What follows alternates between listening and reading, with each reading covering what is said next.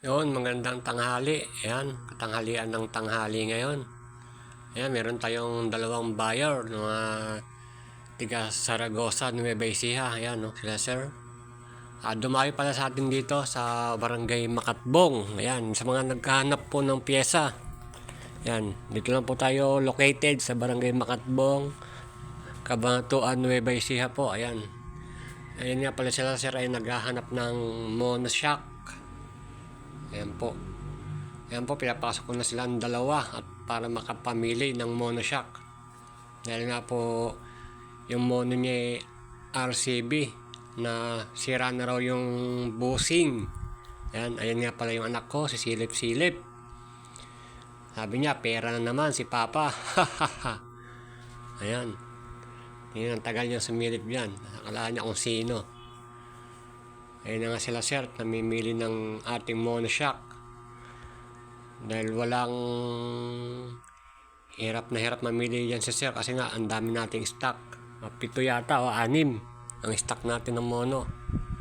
At ito nga si sir tatanong kung magkano yung adjuster dyan. Sabi ko kahit 300 na lang. Ayan si sir, namimili siya ng monoshock. At ang kanyang mono raw ay sira na. Kaya hindi siya makabiyahe ng maayos. Ayan, linabas ko pa yung dalawang monoshock dyan, yung nakatago. Ayan, binigay ko pa kay sir para lalo siyang mahirapan makapili sa ating mono. Ayan, ang trabaho nga pala nila sir ay collector ng mga nagpapautang. Ayan, sir, iniispatan niya pa ang ating mga paninda. Hindi nga siya makapili ng maayos niya kasi nga pare-pareho naman mga ganda yan, parehong mga galing Sniper 155 ang ating mga monoshock. Yan, iniispatan niya nga isa-isa. Nahihirapan siyang mamili kung ano ang kukuhanin niya dyan. Ayan, nagtitiis siya kahit madilim, sige hindi siya lumabas. Ayan. Ayan, sa mga gusto pong pumunta, open naman po tayo araw-araw. Ayan, ay si sir, yung isang kasama niya, at wala pa daw siyang budget para kumuha ng kanyang gusto.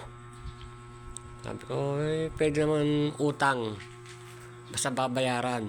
Ayan, pwede naman siyang magpa-down lang kahit magkano, basta babayaran. Tayo naman mabait sa ating mga buyer. Ayan, inaaya na nga dyan ni sir sa labas. Doon daw siya mamili. At madilim na araw. Kita nyo? Yan nga, ilalabas na yan mamaya at nang makapili siya ng maayos. Yan, yung mga, ang available po natin ngayon, mga front shock, caliper, monoshock. Sa mga naghahanap po dyan, pwede po kayong bumisita sa aking munting bahay. Nang makapili po kayo. Yan. Aya na po na aya dyan si sir sa labas. Sabi, yung ko na mamili. Sabi ko, ayaw niya. Gusto daw niya doon madilim. Sanay daw siya sa dilim. Yan nga, binibilangan na siya ni sir na lumabas na. Ayaw niya pa rin lumabas. Gusto niya doon makapili ng kanyang kukuhanin ng monoshock. Ayan, kaya tutulungan na nga siya ni sir kung alin ang gusto niya na makapili ng maayos.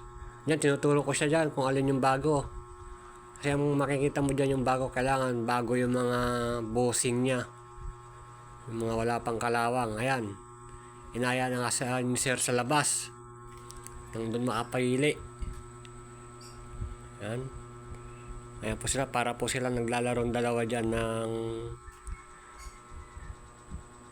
Caracross. Ayan, oh. Ni-isa-isa po nila kung alin ang maganda. Yan. Sabi ko pare-parehas naman yan. Tinuturo ko dyan yung alin yung mas maganda. Ayan. Kasi makikita mo naman dyan kung alin ang bago. Ayan, pinapaliwanag ko nga pala dyan kung alin yung galing sa Sniper 150 o galing sa Sniper 155. Sa hindi po pala nakakaalam, yung monoshock po kasi ng Sniper 155 saka ng monoshock ng Sniper 150. Yung monoshock po kasi ng 150 dyan, may nakatatak na KYB. Yan. Sa galing 155 ay sa galing 150. May tatak po siyang KYB. Pero pag sa Sniper 155 po, wala po siyang tatak. Plain lang po siya. Sa hindi po nakakaalam. Pag may nabili po kayong monoshock na may KYB at sinabi sa inyo ng buyer nyo na galing 155, hindi po yung totoo. Ang galing pong Sniper 155, wala po siyang tatak na KYB. Doon sa mismong item ng monoshock, may nakalagay po doon yan. Nakasulat KYB. Saka din po sa mga front shock ng Sniper 155, plain lang po siya. Hindi katulad ng galing sa 150 na may tatak na may sticker. Saka meron po siyang pagkakaiba ng hawig. Ayan po, kinuha na po ni sir yung dalawa yan at para yun lang ang pagpilian niya. Yung dalawang iniwan. Ayan, kinuha pa nga pala ni sir yung isa at namimili pa. Ayan, tumatawa nga si sir dyan kasi ang tagal niya mamili, hindi siya makapili na maayos. Ayan. Tinuturo ko sa kanya kung alin ang maganda para hindi na siya mahirapan. Sa mga gustong bumili, punta lang po kayo rito, Barangay Makatbong. I-search nyo lang po para po makapili rin po kayo ng gusto nyo. Sa mga gustong naghahanap. Ayan. Naging 3 na uli. Kanina 2 na lang. Hirap na hirap po sila mamili dyan. Kanina pa ho sila dyan. Halos inabot na sila ng 15 minutes kapipili.